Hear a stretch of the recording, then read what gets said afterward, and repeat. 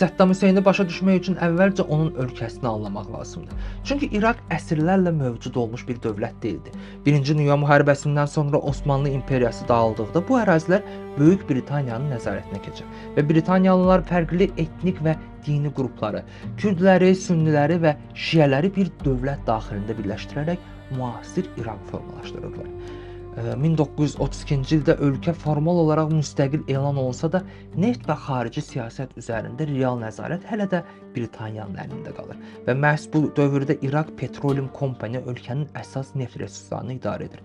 Yəni İraqın ən böyük sərvəti faktiki olaraq xarici şirkətlərin nəzarətində olur və bu vəziyyət illərlə cəmiyyət daxilində narazılıq, çevrilişlər və radikal ideyaların yaralmasına səbəb olur. Məhz belə bir qeyri-sabit, xarici təsirlərin güclü olduğu və gücün zorla alındığı bir ölkədə yoxsul bir kənddən çıxan bir uşaq zamanla bütün sistemi ələ keçirəcəkdir.